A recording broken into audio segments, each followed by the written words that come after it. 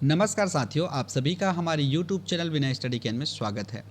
साथियों, यदि आप शिक्षक पात्रता परीक्षा की तैयारी कर रहे होंगे तो यह वीडियो आप लोगों के लिए काफ़ी इम्पोर्टेंट हो सकता है। आज की इस वीडियो में हम पर्यावरण कक्षा 1 से 5 पेपर 1 से संबंधित बहुत ही महत्वपूर्ण प्रश्न लेकर आए हैं। यदि आप केंद्रीय पात्रता परीक्षा दिला रहे होंगे उसके लिए भी यह वीडियो बहुत ही महत्वपूर्ण होगा। तो चलिए शुरू करते हैं। और आज का हमारा पहला प्रश्न है, भारत में बिहार के सापेक्ष जम्मू कश्मीर और गोवा की स्थिति क्या है। आपने देखा होगा कि भारत का मैप, ऐसा हमारा प्यारा भारत है और यहाँ पर है बिहार। इसके सापेक्ष यदि हम देखें उत्तर की ओर, उत्तर पश्चिम की ओर, तो हमें जम्मू कश्मीर और दक्षिण पश्चिम की ओर गोवा दिखाई पड़ता है। तो इसका सही जवाब होगा उत्तर पश्चिम और दक्षिण पश्चिम। ऑप्शन 3 सही होगा। उसके बाद वाष्पीकरण की प्रक्रिया निम्नलिखित में से किस स्थिति में सबसे धीमी होती है। सतह क्षेत्र और तापमान दोनों में वृद्धि, सतह क्षेत्र बढ़ता है लेकिन तापमान घटता है, सतह क्षेत्र घटता है लेकिन तापमान बढ़ता है, सतह क्षेत्र और तापमान दोनों में कमी। वाष्पीकरण की प्रक्रिया सतह क्षेत्र और तापमान दोनों में कमी होने पर धीमी होती है। तो ऑप्शन 4 सही होगा। स्थानों, दूरियों और दिशाओं की सापेक्ष स्थिति को समझने की क्षमता है दिशात्मक कौशल, चित्रण कौशल, स्थिति कौशल, ग्राफिक कौशल। इसमें हम चित्रण कौशल को समझते हैं। अगला प्रश्न है, किस राष्ट्रीय पाठ्यचर्या framework NCF national framework curriculum ने प्राथमिक स्तर पर एक एकीकृत पाठ्यचर्या क्षेत्र के रूप में पढ़ाए जाने के लिए पर्यावरण अध्ययन की सिफारिश की। ऑप्शन देखिएगा, NCF 2005, NCF 1988, NCF 2000, NCF 1975। तो इसका सही जवाब होगा ऑप्शन 4 NCF 1975। अगला प्रश्न है, भारत में किस क्षेत्र में स्थानांतरित खेती करने का रिवाज है। यहाँ पर आप ध्यान रखेंगे, स्थानांतरित खेती को झूम कृषि के नाम से भी जाना जाता है। यदि छत्तीसगढ़ में बात करें तो इसे पेदा भी कहा जाता है। इसमें किसी पर्टिकुलर स्थान पर पेड़ पौधों को जला करके उस स्थान पर फसल उगाया जाता है। कुछ समय बाद उसको छोड़ करके किसी अन्यत्र जगह फसल उगाई जाती है। तो इसे स्थानांतरित खेती या झूम खेती भी कहते हैं। अब आते हैं ऑप्शन की ओर। उत्तर पूर्वी क्षेत्र में, दक्षिणी क्षेत्र में, उत्तर पश्चिमी क्षेत्र में, दक्षिण पूर्वी क्षेत्र में। तो इसका सही जवाब होगा उत्तर पूर्वी क्षेत्र में। पहाड़ों वाली क्षेत्रों में किया जाता है, इसलिए ऑप्शन 1 उत्तर पूर्वी क्षेत्र सही होगा। आगे बढ़ते हैं, नदी बांधों से उत्पन्न जल विद्युत के लिए निम्नलिखित में से कौन सा कथन सत्य नहीं है। बांध टिकाऊ विकास को प्रोत्साहित करते हैं। तो ये संबंधित तो नहीं लग रहा है। आगे बढ़कर देखते हैं ऑप्शन को। यह पानी या हवा को प्रदूषित नहीं करता, ये भी सही है। जल विद्युत सुविधाओं से बड़े पर्यावरणीय प्रभाव हो सकते हैं, ये भी सही है। बांध स्वदेशी लोगों को अपनी नदी की जीवन रेखाओं से अलग करते हैं, ये भी सही है। तो नहीं पूछा गया है, तो इसमें ऑप्शन ए बांध टिकाऊ विकास को प्रोत्साहित करता है, तो ये गलत हो जाएगा, नहीं है। इसका मतलब ऑप्शन ए सही होगा। आगे बढ़ते हैं अगला प्रश्न की ओर। निम्नलिखित में से कौन सी ग्रीन हाउस गैस है। कार्बन डाइऑक्साइड, मीथेन, जलवाष्प, उपरोक्त सभी। तो इसमें हम देखें, कार्बन डाइऑक्साइड ये भी है, मीथेन ये भी है, जलवाष्प ये भी है, तो तीनों है। तो ऑप्शन 4 में हम देख पा रहे हैं कि इसमें उपरोक्त सभी दिया हुआ है, तो ऑप्शन 4 को हम क्लिक करेंगे। अगला प्रश्न है, भारत में ठंडे रेगिस्तान मानसून से प्रभावित क्यों नहीं होते? ऑप्शन देखें, ठंडे रेगिस्तानों में गर्म गर्मियाँ और बेहद ठंडी सर्दियाँ होती है। ये बिल्कुल सही है। गर्मी के दिन में बहुत ज़्यादा गर्मी होती है और ठंडी के दिन में बहुत ज़्यादा ठंडी होती है, सर्दियाँ होती है। तो ये ऑप्शन सही है और नहीं पूछा गया है, उसके आधार पर हमें जवाब देना है। ठंडे रेगिस्तान हिमालय की छाया वृष्टि छाया में होते हैं, ये गलत है ना। ये ऑप्शन सही हो सकता है। आगे बढ़ते हैं। ठंडे रेगिस्तान में हवा बहुत पतली कम होती है, ये तो सही है। ठंडे रेगिस्तान बहुत ऊंचाई पर है, ये भी है, लेकिन नहीं है पूछा गया है, इसलिए इसका सही आंसर होगा ऑप्शन 2। आगे बढ़ते हैं। ताजमहल के पीले होने के लिए निम्नलिखित में से कौन सा जिम्मेदार है? Nitrogen dioxide, sulphur dioxide, sulphur और क्लोरीन। इसका सही जवाब है सल्फर डाइऑक्साइड, ऑप्शन 2। आगे बढ़ते हैं। गोलकोंडा किला किसने बनवाया? ऑप्शन देखिएगा, चोल राजवंश, चालुक्य राजवंश, काकतीय राजवंश, पल्लव राजवंश। तो इसका सही जवाब होगा काकतीय राजवंश। आगे बढ़ते हैं। 15 ग्राम प्रति ml घनत्व और 3 ml आयतन वाले किसी वस्तु का द्रव्यमान क्या होगा? इसका सही जवाब आप लोग बताइएगा। ऑप्शन पहले देख लेते हैं। 18 ग्राम, 45 ग्राम, 5 ग्राम और 12 ग्राम। तो 15 ग्राम और 3 ml आयतन वाले, तो इसका जो आंसर होगा 15 तिया 45 ग्राम इसका सही जवाब होगा। आगे बढ़ते हैं। निम्नलिखित में से कौन सी अदिश राशि है? अदिश पूछा गया है। ऑप्शन देख लेते हैं। द्रव्यमान, गुरुत्वाकर्षण, संवेग और भार। अदिश राशि पूछा गया है। इसमें गुरुत्वाकर्षण, संवेग और भार ये तीनों सदिश राशि है। इसमें ऑप्शन 1 द्रव्यमान अदिश राशि है, तो ऑप्शन 1 सही हो जाएगा। आगे बढ़ते हैं। एक ऐसी वस्तु जिसमें से कोई प्रकाश किरण गुजर नहीं सकती कहलाती है? अपारदर्शी, पारभासी, पारदर्शी, उत्तल। और इसका सही जवाब होगा अपारदर्शी। पृथ्वी की सतह पर किसी वस्तु का भार क्या होगा जिसका द्रव्यमान चंद्रमा की सतह पर 10 किलोग्राम है? देखते हैं। इसमें द्रव्यमान दिया हुआ है, मास दिया हुआ है 10 kg और भार हमें ज्ञात करना है, वेट W हमें ज्ञात करना है। ये तो वेट इज इक्वल टू होता है m इंटू जी। जी है गुरुत्वीय त्वरण है। अब इसमें g का वैल्यू हमें पता है, g इज इक्वल टू होता है 9.8 मीटर प्रति सेकंड, है ना, मीटर स्क्वायर होता है। अब m का वैल्यू है 10 और g का वैल्यू है 9.8, तो ये आएगा 98 न्यूटन। ऑप्शन में देखें तो 98 न्यूटन नहीं है, इसलिए इसका जो आंसर है वो विलोपित किया गया है। इसमें आएगा 98 न्यूटन। अब आगे बढ़ते हैं। एक विलय का विघटन दर खाली स्थान पर निर्भर करता है। खाली स्थान पर निर्भर करता है, किस पर निर्भर करता है? ऑप्शन देखते हैं। दाब, तापमान, सतह क्षेत्र और भार। तो ये निर्भर करता है सतह क्षेत्र पर। ऑप्शन 3 सही होगा। आगे बढ़ते हैं। सुषमा चाहती है कि उसके छात्रों को पेड़ों के संरक्षण के लिए संवेदनशील बनाया जाए। निम्नलिखित में से कौन सी ऐसी करने की सबसे उपयुक्त रणनीति है? कक्षा में बहस आयोजित कराना,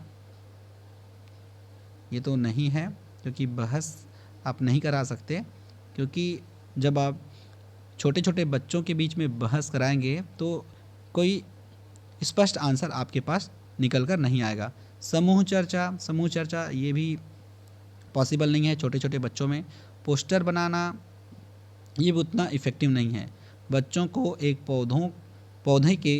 पौधों को अपनाने और पोषित करने में मदद करना। हाँ, आप कर सकते हैं कि बच्चों को बोलो कि पेड़ उगाए और उसको प्रतिदिन पानी दे और उसका संरक्षण करें। तो ऑप्शन 4 जो है सबसे उपयुक्त आंसर है, तो हम ऑप्शन 4 ले सकते हैं। उसके बाद अगला प्रश्न है, अभय ने अपनी छात्रों से उन बीमारियों पर समूह में एक सर्वेक्षण करने के लिए कहा जिसमें उनके पड़ोस के लोग पीड़ित थे। पाठ्यपुस्तक में सर्वेक्षण का उल्लेख नहीं किया गया है। इस शिक्षण अधिगम की रणनीति के लिए कौन सा विकल्प प्रासंगिक नहीं है? देखते हैं कौन सा प्रासंगिक नहीं है।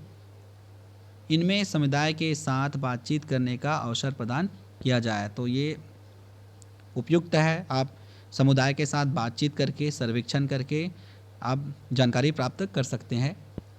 इसमें बच्चों को वास्तविक जीवन के साथ सीखने में मदद मिलती है, ये भी सही है। बच्चे जब जाएंगे, सर्वेक्षण करेंगे, बात करेंगे, जानकारी प्राप्त करेंगे तो अपने वास्तविक जीवन से कुछ सीखेंगे। इसमें बच्चों को डेटा हैंडलिंग समझने और एक साथ काम करने में सक्षम बनाएगा, ये भी सही है। जब बच्चा सर्वेक्षण करेंगे, किसी घर में जाएंगे, उसके मुखिया का नाम पूछेंगे, मुखिया क्या करता है, मुखिया के परिवार में कितने लोग रहते हैं, कौन क्या क्या कार्य करता है, कितने आयु हैं, ये सब जानकारी से वो डेटा हैंडलिंग सीख पाएंगे। इसमें समुदाय को उन बीमारियों को समझने में मदद मिली जिससे वे पीड़ित थे, तो ये जो है नहीं होगा, तो ऑप्शन 4 इसका सही जवाब होगा। आगे बढ़ते हैं। आपातकालीन परिस्थितियों के बारे में बात करने के लिए प्रिया ने बच्चों के अनुभव पूछे जब उन्हें कभी आपात स्थिति का सामना करना पड़ा। बच्चों ने आग, बिजली के झटके और सड़क दुर्घटनाओं के साथ अपने अनुभव सुनाए। उन्होंने प्रश्न पूछे, उनकी मौजूदा समझ का आकलन किया और समाचार पत्रों से सड़क सुरक्षा विज्ञापनों जैसे संसाधनों का उपयोग करके सुरक्षा पहलुओं पर चर्चा की और क्रमशः आग और बिजली के झटके पर सुरक्षा दिशा निर्देशों पर चर्चा के लिए एलपीजी और इलेक्ट्रॉनिक बिल का इस्तेमाल किया। प्रिया द्वारा अपनाया गया सबसे उपयुक्त दृष्टिकोण कौन सा है? संज्ञात्मक दृष्टिकोण, अनुभवात्मक अधिगम दृष्टिकोण, अन्वेषण दृष्टिकोण, मानवीय दृष्टिकोण। देखो साथी, यहाँ पर आप थोड़ा सा कंफ्यूज हो सकते हैं, तो आप यहाँ पर अंग्रेजी का ऑप्शन देखेंगे, इसमें आप समझ पाएंगे कि कौन सा ऑप्शन सही हो सकता है। तो इसका सही जवाब होगा अन्वेषण दृष्टिकोण, इंक्वायरी अप्रोच। तो तीसरा इसका सही जवाब होगा। आगे बढ़ते हैं। समुदाय एक महत्वपूर्ण शिक्षण और अधिगम संसाधन है क्योंकि यह सस्ता और सुलभ है। बुजुर्ग लोग बुद्धिमान हैं और उनके पास समय है। यह वास्तविक परिस्थितियों में सीखने का अवसर प्रदान करता है, ये बिल्कुल सही है। कोई भी समुदाय में उपलब्ध समस्त ज्ञान को बिना आलोचना के स्वीकार कर सकता है, ये बिल्कुल गलत है। तो इसमें सबसे उपयुक्त, ये भी उतना उपयुक्त नहीं है, इफेक्टिव नहीं है। इसमें ऑप्शन 3 बहुत ज़्यादा इफेक्टिव है, आप ऑप्शन 3 ले सकते हैं। अगला प्रश्न है, ईवीएस शिक्षण अधिगम में कक्षा में प्राप्त अधिगम को विद्यालय के बाहर के जीवन से जोड़ने और इसे समृद्ध करने का तात्पर्य है। पाठ्यपुस्तकों से बाहर जाना, वैश्विक पर्यावरणीय मुद्दों और चिंताओं को पाठ्यपुस्तकों से लिंक करना, पूर्ण विद्यालय दृष्टिकोण, पाठ्य चर्चा से बाहर जाना। तो इसका सही जवाब होगा पाठ्य पुस्तकों से बाहर जाना, ऑप्शन ए बिल्कुल सही होगा। अगला प्रश्न है, कक्षा 3 के छात्रों को रमा ने सिखाया कि पिता, माँ और उसके बच्चे एकल परिवार का गठन करते हैं और यदि दादा दादी एवं अन्य रिश्तेदार साथ रहते हैं तो यह एक विस्तारित परिवार है। आप इस बारे में क्या सोचते हैं? परिवार की परिभाषा गलत है। रमा अपने छात्रों के प्रति असंवेदनशील है। शिक्षण अधिगम दृष्टिकोण समावेशी नहीं है। परिवार की अवधारणा को इसी तरह सिखाया जाना चाहिए। तो इसका सही जवाब होगा शिक्षण अधिगम दृष्टिकोण समावेशी नहीं है, ऑप्शन 3। आगे बढ़ते हैं। निम्नलिखित में से कौन सी ईवीएस कक्षा में गतिविधि या गतिविधियां हैं? चित्र बनाना, फील्ड भ्रमण, श्याम पट्ट का उपयोग, उपरोक्त सभी। तो इसका सही जवाब होगा उपरोक्त सभी, क्योंकि हम चित्र भी बनाते हैं, फील्ड भ्रमण भी करते हैं, श्याम पट्ट का उपयोग भी करते हैं। तो ऑप्शन 4 बिल्कुल सही होगा। अगला प्रश्न है, पर्यावरण अध्ययन पाठ्यक्रम बच्चों की समग्र शिक्षा का कारण बन सकता है यदि यह एकीकृत, समावेशी, विषयगत, उपयुक्त सभी। तो इसका सही जवाब होगा ऑप्शन 4, जिसमें एकीकृत भी होना जरूरी है, समावेशी भी और विषयगत। अगला प्रश्न है, ईवीएस पाठ्य पुस्तक में सपेरों पर एक अध्याय है। इसका उद्देश्य बच्चों को जागरूक करना और संवेदनशील बनाना है कि यह एक अवैध कार्य है सपेरों के लिए, क्योंकि बच्चे इन दिनों अक्सर उन्हें नहीं देखते कि सपेरे सांप को नुकसान नहीं पहुंचाए और उन्हें अपनी आजीविका से वंचित करने से पहले विकल्पों को प्रदान करने की आवश्यकता है कि पशुपालन आजीविका का अच्छा स्रोत है। तो इसका सही जवाब होगा ऑप्शन 3। ऑप्शन 3 को पढ़ते ही आपको समझ में आ रहा है कि इसका आंसर वही होगा। अब आगे बढ़ते हैं। अगला प्रश्न, विद्यालय में मिड डे मील के समय के लिए कौन सा सबसे प्रासंगिक है? मिड डे मील आप जानते होंगे, दोपहर में बच्चों को खाना दिया जाता है क्लास 1 से 8 तक, ये भी सरकारी स्कूलों में। मिड डे मील सरकार के द्वारा लाए जाने का मुख्य कारण क्या है? आप नीचे कमेंट बॉक्स में कमेंट करके बताइएगा क्यों लाया था मिड डे मील प्रोग्राम शासकीय स्कूलों में। पहले जो है बच्चों को चावल दिया जाता था और घर में खाना खाने के लिए भेजा जाता था, लेकिन अब जो है मिड डे मील दिया जाता है। ऑप्शन देखिएगा, शिक्षण अधिगम के साथ इसका कोई लेन देन नहीं है। यह ईवीएस शिक्षण अधिगम के लिए एक अच्छा शिक्षण अधिगम का अवसर है। यह उन बच्चों के लिए है जो विद्यालय में खाली पेट आते हैं। यह शिक्षण अधिगम के लिए बहुत ही मूल्यवान समय को बर्बाद करता है। तो आपके अनुसार इसका सही जवाब क्या होना चाहिए? इसका सही जवाब होगा ऑप्शन 2, ईवीएस शिक्षण अधिगम के लिए एक अच्छा शिक्षण अधिगम अवसर है। आगे बढ़ते हैं अगले प्रश्न की ओर। पर्यावरण अध्ययन के संदर्भ में बोझ के बिना सीखना क्या बताता है? ये काफ़ी इंपॉर्टेंट प्रश्न है और बार बार पूछा जाता है, आप इसे ध्यान में रखेंगे। स्कूल बैग का वजन कम करना, ईवीएस पाठ्य पुस्तकों में अध्यायों की कम संख्या, अबोध का भार कम करने की ज़रूरत है, ईवीएस पाठ्यक्रम को आधा कम करने की ज़रूरत है। तो इसका सही जवाब आप बताइएगा, अबोध का भार कम करने की ज़रूरत है। ऑप्शन 3 इसका सही जवाब होगा। आगे बढ़ते हैं। ईवीएस कक्षा में समूह में सीखने का क्या उद्देश्य है? लड़के और लड़कियां अलग अलग सीख सकते हैं। कम और उच्च प्रदर्शन करने वाले छात्रों को अलग करना और उपचारात्मक शिक्षण देना, सहयोग के मूल्यों को लागू करने और एक साथ काम करने के लिए प्रत्येक बच्चे को सक्रिय रूप से भाग लेने और सीखने में सक्षम बनाना, छात्रों को आसानी से प्रतिबंध करना और वर्कलोड को कम करना। तो इसका सही जवाब होगा ऑप्शन 3। ये तो पढ़कर ही पता चल रहा है, लंबा आंसर मतलब सही आंसर।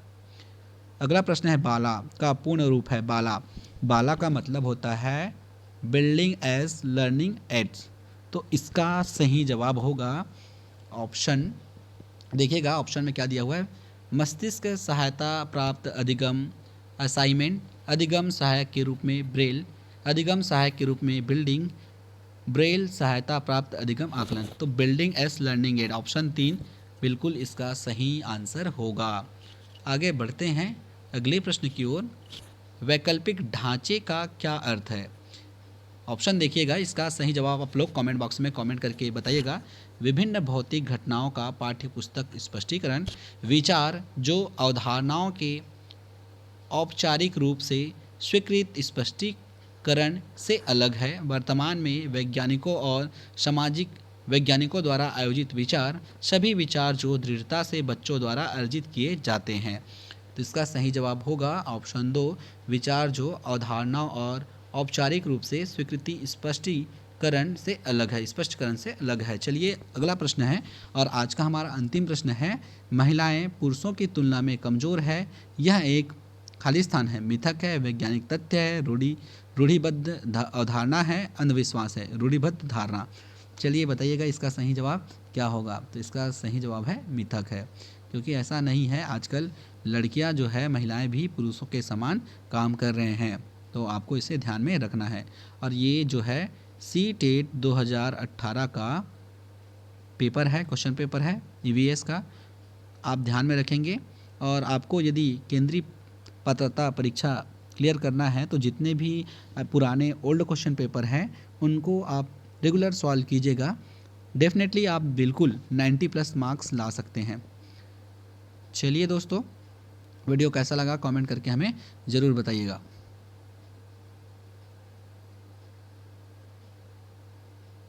Thank you.